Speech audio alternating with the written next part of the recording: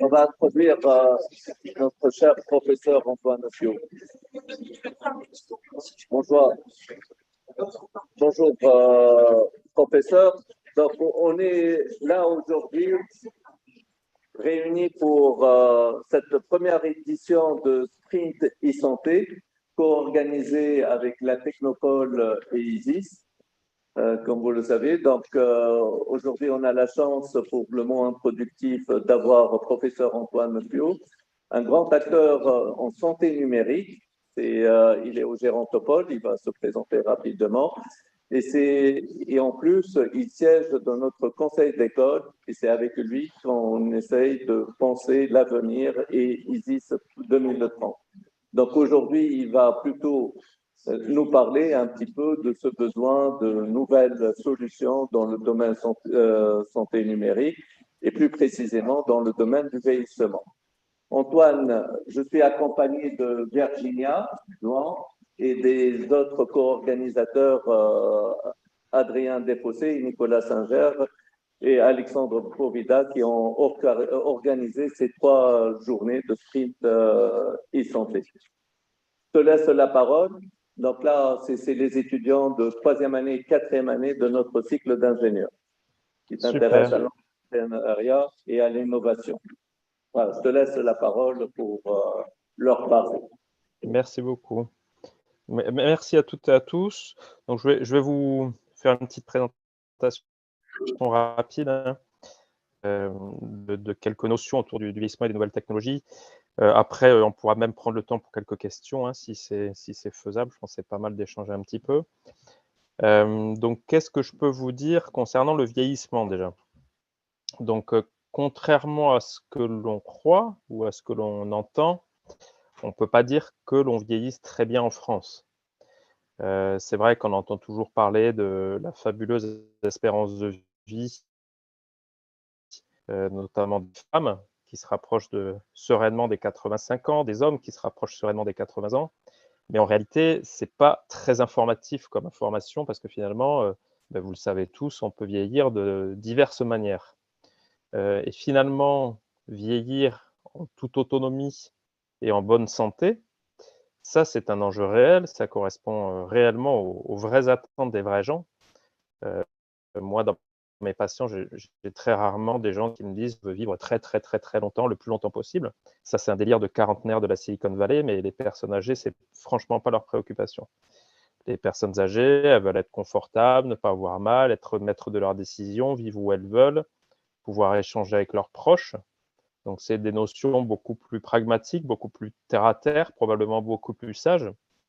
Et finalement, c'est un vrai enjeu qui n'est pas atteint, et notamment qui n'est pas atteint en France. Je m'explique. Si on prend l'espérance de vie en bonne santé, ou l'espérance de vie sans incapacité, ou l'espérance de vie sans handicap notable, finalement, on est très mal classé en Europe. Donc, par rapport aux Américains, on n'est pas trop mal, mais ça, c'est pas difficile. Mais par rapport aux autres pays européens, on est plutôt très, très mauvais. Et le miracle du Sud-Ouest, où on vit super bien parce qu'on boit du vin rouge, on mange du canard, ça n'existe pas, c'est un mythe. Et on ne vit pas mieux dans le Sud-Ouest qu'en Italie, par exemple, ou qu'en Suède. Et si on prend l'exemple de la Suède, les Suédois sont malades 10 ans plus tard que nous. Ce n'est pas 2 ans, ce n'est pas 1 an, c'est 10 ans. Les Italiens sont malades 5 ans plus tard que nous, les Espagnols aussi. Donc finalement, on ne peut pas vraiment dire que l'on soit un modèle en quoi que ce soit, en tout cas pour le vieillissement. Donc certes, on a des grands centres de gérontologie clinique, de recherche académique qui sont à la pointe, mais l'objectif populationnel, il n'est pas atteint du tout. Donc ça, c'était une première mise au clair sur la réalité du terrain. Ensuite, il faut savoir que l'espérance de vie en bonne santé, ça dépend assez peu de la pharmacie du village, ça dépend assez peu du service de réanimation de l'hôpital ou du niveau de votre chirurgien, ça dépend assez peu de votre génétique, ça dépend énormément de votre mode de vie. Et pourquoi j'en parle? Parce que finalement, là, les technos vont potentiellement avoir un rôle. Donc, on ne va pas parler médicaments, chirurgie ou réanimation, on va parler de mode de vie. Alors, l'autre enjeu qui, lui, est plus démographique, politique, économique, c'est que, comme vous le savez, la démographie des soignants, tous les soignants, hein, que ce soit les aides-soignantes, les infirmières, les médecins, n'est pas vraiment au beau fixe et a priori, ça ne va pas s'améliorer avec le temps. Et même s'il y a eu des efforts, notamment sur le relèvement du numerus clausus, sur les formations, a priori, dans les 20 ans à venir, il ne va rien se passer de révolutionnaire. On ne sera pas plus nombreux. On sera peut-être potentiellement moins nombreux. En revanche, la démographie des maladies, elle, ne va pas en s'améliorant.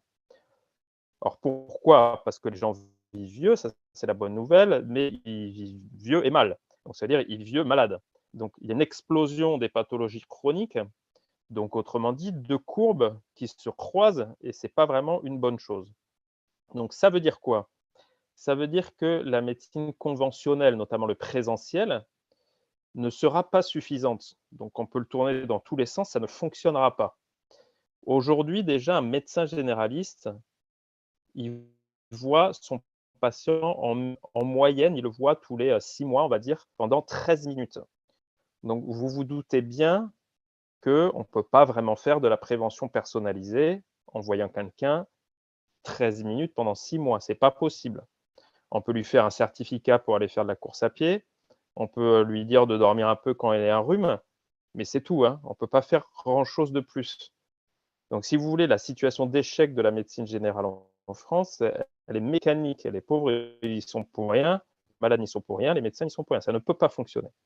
Donc autrement dit, là, on entrevoit déjà une porte ouverte, c'est-à-dire que si on veut réellement améliorer l'espérance de vie sans incapacité des gens, et si on veut être dans la prévention personnalisée, on va avoir besoin du distanciel pour compléter le présentiel.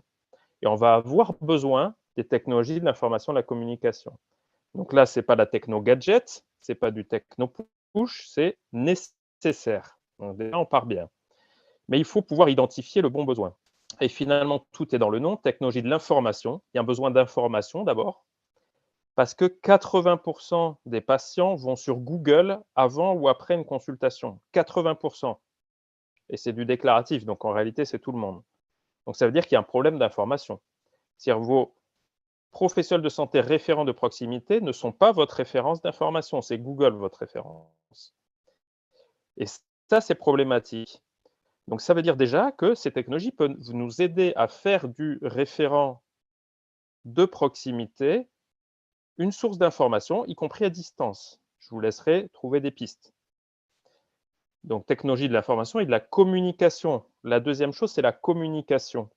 Donc, vous l'avez compris, quand un médecin généraliste il voit son patient pendant 13 minutes tous les 6 mois, ou moi, médecin spécialiste, 20 minutes tous les 9 à 12 mois, je vais pouvoir faire passer très peu d'informations en réalité et je vais pouvoir recueillir très peu d'informations. Donc là aussi, j'ai besoin d'un relais pour avoir de la communication plus continue, pour pouvoir diluer dans le temps les informations que j'ai à délivrer pour qu'elles soient mieux assimilées, pour les hacher et les diluer dans le temps, et pour recueillir des informations beaucoup plus fiables. Et là, finalement, on va toucher le point le plus sensible, c'est-à-dire, c'est quoi le travail d'un médecin, par exemple, ou d'un paramédical? C'est de recueillir de l'information, d'en faire la synthèse, de faire un diagnostic, de proposer une prise en charge et de la suivre. Donc, comment je vais recueillir l'information? C'est quoi le gold standard en médecine? Je vais interroger le patient. Donc, je vais lui dire, comment était votre douleur les 6 mois passés? Comment était votre fonction les 6 mois passés?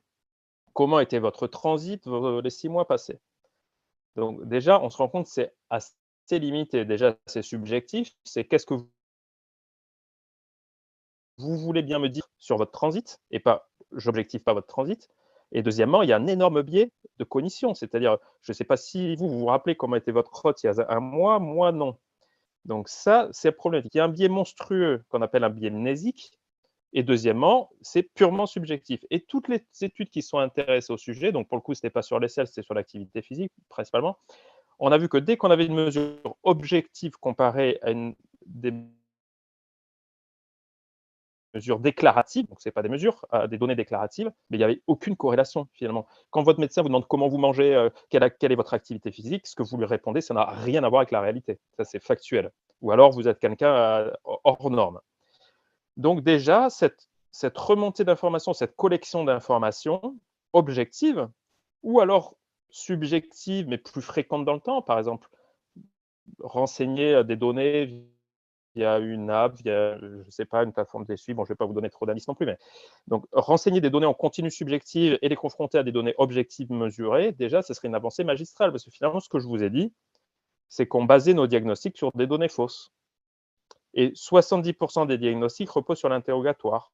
Donc la grande majorité des diagnostics sont faux, parce qu'ils reposent sur des données fausses. Donc déjà, là, on voit une voie d'amélioration absolument magistrale. Et ensuite, moi, je vais faire mon diagnostic, je vais vous faire un plan personnalisé de soins, de santé, et je vais vous donner des informations, des recommandations. Je vais vous dire, faites ci, faites ça, arrêtez de croire que le fromage, c'est bon pour la santé, mangez moins de charcuterie, picolez moins, etc. Et vous n'allez rien faire de ce que je vous ai dit. Donc moi, je suis persuadé que vous allez le faire parce que j'ai un ego démesuré et parce que tous les médecins pensent que leurs patients les écoutent. La réalité, c'est que vous n'allez rien faire de tout ça. Et de la même manière, toutes les études montrent que l'observance, c'est au maximum 40%. C'est-à-dire au maximum du maximum, 40% de ce qu'on dit est fait, y compris les prescriptions médicamenteuses. Et dans les maladies respiratoires, c'est plutôt 23%. Donc c'est-à-dire que 80% de ce que je dis part à la poubelle, et entre 60 et 80% des médicaments que je prescris, y compris si vous allez les chercher à la pharmacie, ils finissent dans la poubelle, dans le placard, etc. Donc ça veut dire aussi qu'il y a quelques milliards d'argent public qui part à la poubelle ou dans les égouts tous les ans. Donc il y a le sujet de la collection d'informations, il y a le sujet de la délivrance d'informations, et il y a le sujet du suivi. Donc on parle sans arrêt de prévention personnalisée. La médecine de précision, vous savez, le bon soin pour le bon patient au bon moment. En réalité, il y a très, très peu de prévention en France, hein, c'est un des points faibles de notre pays. On a un système médical d'après-guerre qui est très curatif, on attend que les gens soient moribonds pour s'occuper d'eux. On est très fort en chirurgie, on est très fort en réanimation, mais voilà, on attend vraiment que ça soit trop tard pour essayer de faire quelque chose. Donc pour faire de la prévention personnalisée, déjà, il faut que je sache quand agir. Donc il faut que j'ai un recueil d'informations quand tout va bien, ce qu'on ne fait pas. Donc nous, on vous laisse décider. On vous dit, venez me voir quand vous aurez l'impression que ça ne va pas bien. Comme si vous étiez expert pour savoir quand ça ne va pas bien. Donc on part du principe que les gens vont voir leur médecin au bon moment, ce qui est faux, bien entendu. Donc vous êtes autorégulateur de votre santé. Donc ce qui serait intéressant, ce serait d'avoir des données qui remontent, physiologiques, comportementales, peu importe, quand vous allez bien, et qu'on soit en capacité de vous dire, c'est maintenant qu'il faut venir nous voir, parce que bientôt, ça n'ira pas bien. Donc ça, c'est ce qu'on appelle les signaux faibles, les biomarqueurs numériques, ce qui permet de dire que quelque chose va aller mal, et c'est maintenant qu'il faut s'occuper de cette personne, même si elle ne sent rien, même si elle ne se plaint de rien, même si l'entourage ne se rend compte de rien. Et là, on peut faire de la médecine de précision, c'est-à-dire on peut agir sur la bonne personne au bon moment. Et accessoirement, ça peut résoudre aussi en partie le problème des ressources humaines. C'est-à-dire plutôt que de m'occuper de plein de gens qui n'ont pas besoin de moi, si je m'occupe de la bonne personne au bon moment, j'ai potentiellement besoin de moins de ressources. En tout cas, ça optimise les ressources. Donc, on a le sujet de la prévention personnalisée parce qu'il faut savoir quand agir sur quelle personne. Ensuite, parce que finalement, le message que l'on délivre en prévention, il n'est pas du ciblé, donc il est inefficace. Donc, quand moi, je vois une campagne pour le dépistage du cancer du sein ou du col de l'utérus, je suis récepteur de l'information, ça ne me concerne en rien. Le cancer de la prostate, un peu plus, encore, je suis encore un peu trop jeune. Donc finalement, les informations ne sont pas du tout ciblées, elles n'atteignent pas leur cible. Et de la même manière, si on veut atteindre sa cible en termes de prévention, il faut trouver un moyen, et les technologies de l'information et de la communication sont un bon moyen pour dire comment délivrer la bonne information au bon patient. Tout comme le marketing ciblé sur Internet marche très bien. Voilà, si vous recevez des publicités de sites porno, ce n'est pas pour rien. Vous n'y êtes pas pour rien. C'est parce que clairement, vous y êtes allé avant sur les sites, donc c'est ciblé. Mais de la même manière, il faudrait que ce soit la bonne personne qui reçoive l'information sur le dépistage du cancer de la prostate au bon moment, et pas une jeune fille de 17 ans qui n'a pas de prostate. Donc là encore, il y a un énorme travail à faire finalement pour que tous les technos qu'on a mis au point dans le domaine commercial, pour une fois, elles servent à autre chose qu'à vous vendre des tondeuses à gazon. Elles servent à vous soigner de la bonne manière, au bon moment, au moindre coût, et surtout vous prendre en charge tant que c'est efficace. Donc on prend toujours l'exemple du cancer du poumon, mais Je veux dire, soigner les cancers du poumon toute sa vie, c'est très frustrant parce qu'on sait qu'on ne fait pas grand-chose. Empêcher les gens de fumer au bon moment, c'est beaucoup plus gratifiant et c'est plus efficace pour tout le monde. Donc, on peut déployer ça pour toutes les pathologies chroniques existantes, ça marche toujours. Donc, les enjeux du vieillissement, vous l'avez compris. Limite de la médecine traditionnelle, vous l'avez compris. Des pistes potentielles pour que les technologies d'information et de la communication rendent un service réel, vous l'avez compris aussi, je pense. Maintenant, je vais vous parler de manière plus marché. On a un marché qui évolue, clairement. Donc, on a des gros éditeurs historiques qui sont de friands, d'ailleurs, recruteurs des jeunes diplômés de 10, mais c'est en train de bouger. On a des gros éditeurs historiques qui ne sont pas très agiles, hein, qui ont quelques produits un peu mastodontes, qui refourguent aux directeurs d'hôpitaux. Ce marché est en train d'être challengé par des sociétés plus light, plus innovantes, plus agiles, des startups, des PME, qui commencent à faire leur place, notamment dans le marché de l'e-santé, et qui finalement sont beaucoup plus proches des usagers. C'est-à-dire traditionnellement, un gros éditeur de logiciels, par exemple, il allait vendre aux directeurs d'hôpitaux, aux directeurs de DSI. Et on se retrouvait malheureusement avec des outils complètement inappropriés pour les soignants. Donc ça a vécu. Maintenant, c'est beaucoup plus difficile. C'est-à-dire que maintenant, les professionnels de santé se rendent tellement compte du décalage qu'il y a entre les outils qu'ils utilisent au quotidien, à travers les applis de leur smartphone, etc., pour aller au travail, pour gérer leurs affaires personnelles, et les outils rustiques un peu d'un autre temps qu'ils utilisent dans leur profession, que la grogne finalement a pris le pas, et de plus en plus, les soignants sont impliqués dans les décisions d'achat de matériel, de software.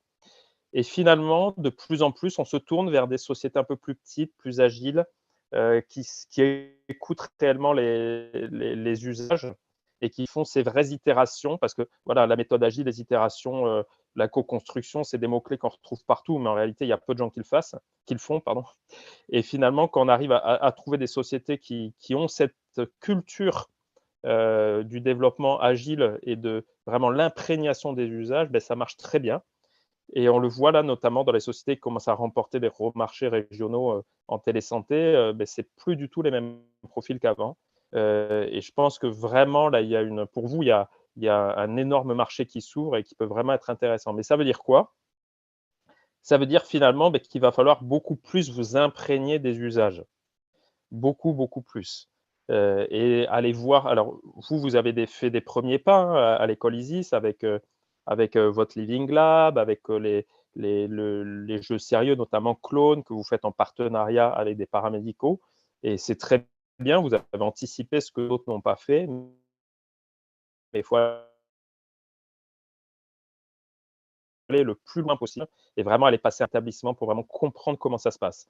Et la première erreur qu'on voit dans les projets techno, et j'espère que vous ne la ferez pas, vous, dans votre challenge, c'est de partir d'une histoire personnelle. Oui, moi, ma grand-mère, elle est tombée, et finalement, on l'a trouvée que 6 heures plus tard, donc super, on va faire un projet comme ça.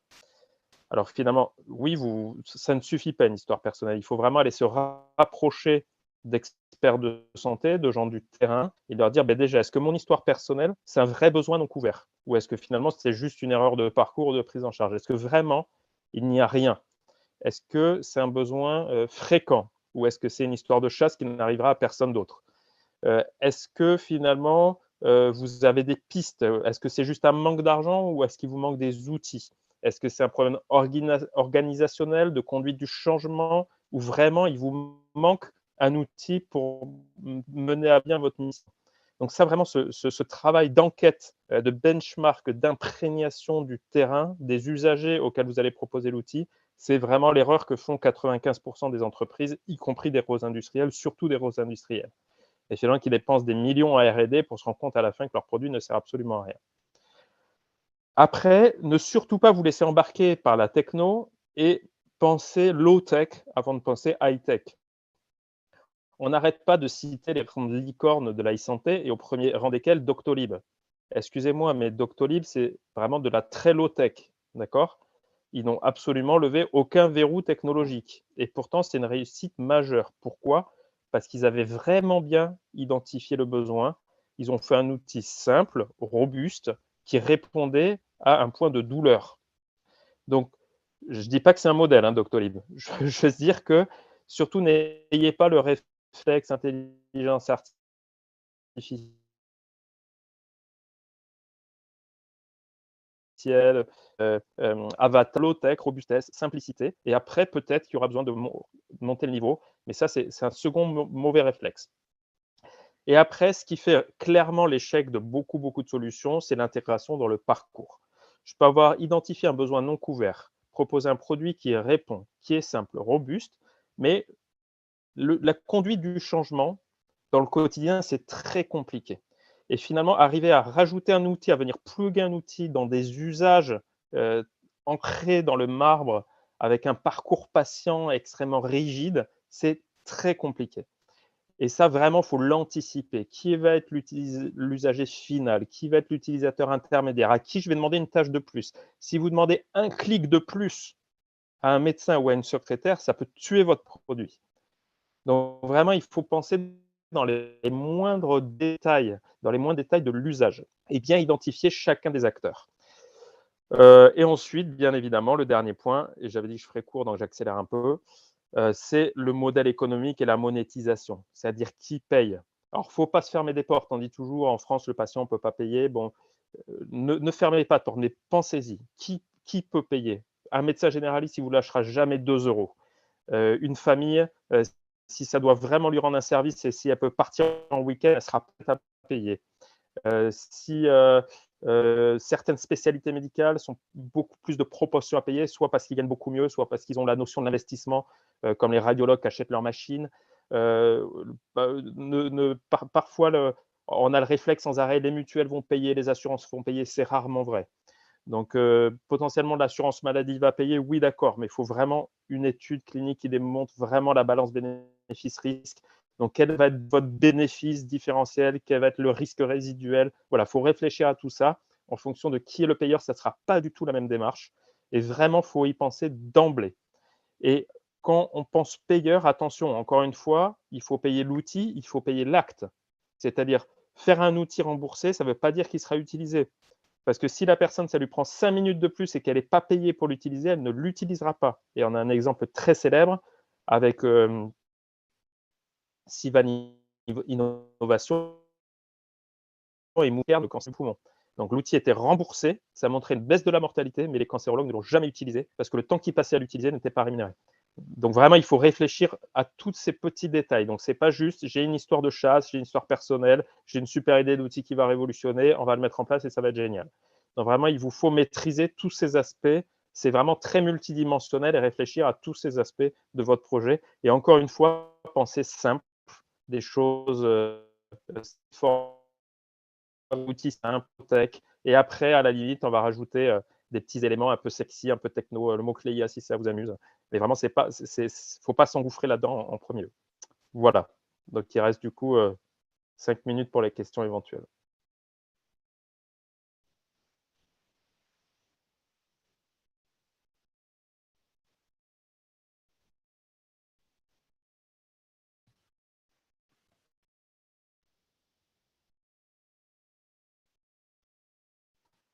Alors, je ne vous entends pas. Je ne sais pas si… Là, tu nous entends.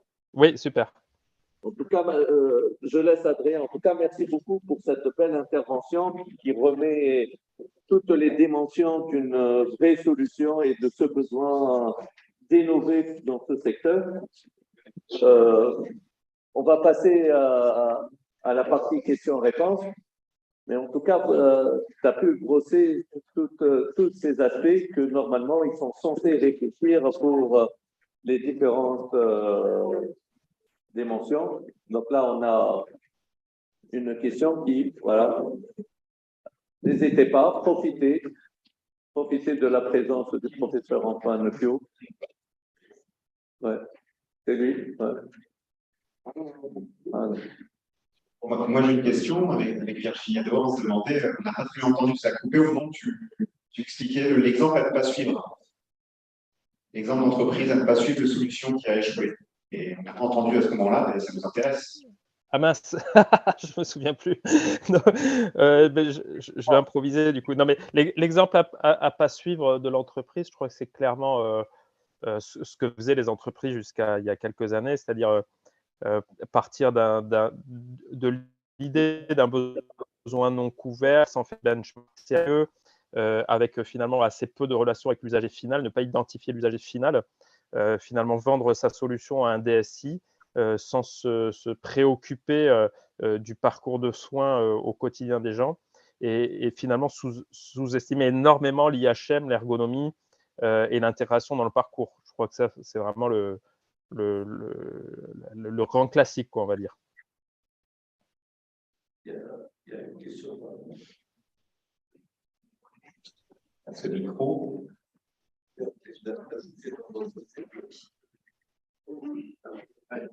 J'avais une question par rapport à ce que vous avez dit par rapport aux pays qui ont des maladies qui sont plus longtemps par rapport à plus longtemps après.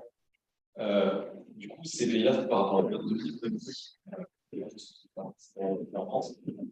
Et donc, la solution pour ça, je pense, c'est de faire de la prévention. Mais est-ce que la prévention, c'est quelque chose qui est rentable? Est-ce que faire des solutions sur la prévention, c'est quelque chose qui pourrait être rentable? Parce que les gens ne pensent pas forcément du coup, à régler ces problèmes-là. Pourquoi ils sont plus tard? Est-ce que vous pensez que c'est quelque chose qui pourrait être rentable? Alors, j'espère que je ne vais pas répondre à côté. Hein. Ce que j'ai entendu, c'est la question entre les différences de pays. Qu'est-ce qui l'explique et est-ce que la prévention serait rentable, hein, c'est ça? C'est ça. Ok. Donc, oui, clairement. Alors, est-ce que la prévention est rentable? Ça, je veux dire, ça a été démontré depuis des décennies hein, et c'est assez logique, hein, finalement. C'est plus rentable d'empêcher quelqu'un de fumer que de soigner un cancer du poumon. C'est plus rentable de demander à quelqu'un de marcher que de lui mettre des stents sur les coronaires, etc. Donc, ce qui explique la différence, c'est l'hygiène de vie très mauvaise des Français. 95% des Français sont sédentaires. Et on croit qu'on est sportif parce qu'on va à la salle de sport le samedi, mais en réalité, on peut être sportif et sédentaire. C'est beaucoup plus impactant les pas que vous faites tous les jours que votre séance d'1 heure de sport, hein, mais infiniment plus impactant et je vous laisse faire le calcul. Et finalement, là, il y a un gros problème de mobilité, hein, c'est-à-dire qu'en France, on est drogué à la voiture individuelle. Donc, mis à part l'aspect écologique hein, d'une tonne 5 de ferraille qui transporte 70 kg de barbac qui ne sera jamais viable, il y a un problème d'immobilité, quoi. C'est même plus de la sédentarité, c'est qu'on est immobile. Donc ça, c'est le premier point. Le deuxième point, c'est notre alimentation. Donc avec une alimentation beaucoup trop axée sur les produits laitiers gras, notamment le fromage, mais aussi beaucoup trop de tabagisme et d'alcoolisme. Donc c'est frappant hein, quand on va à l'étranger. Moi, j'ai vécu un an aux États-Unis, j'ai quasiment vu jamais personne fumer. En France, on a des gens qui fument partout.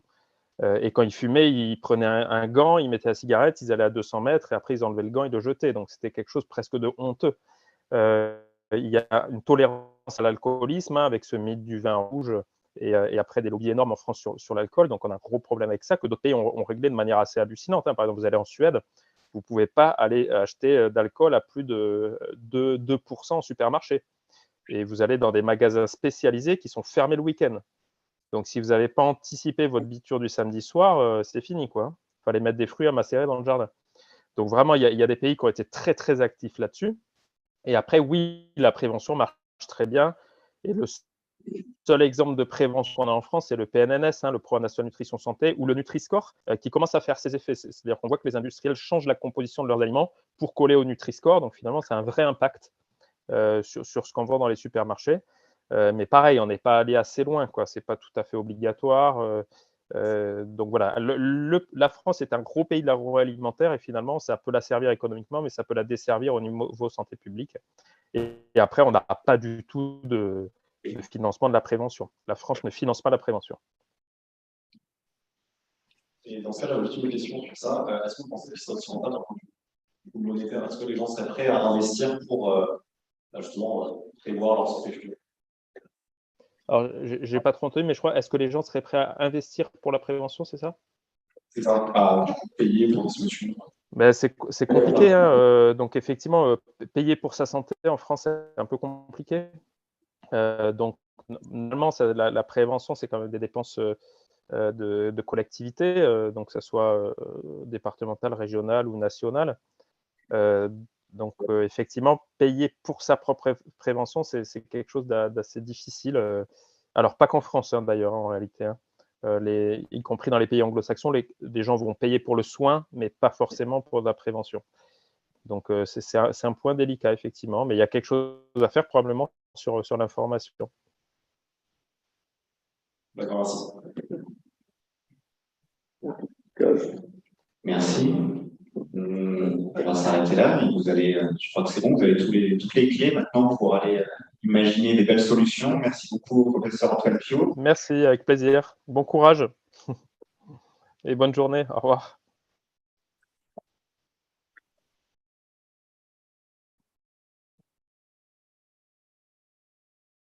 Ouais.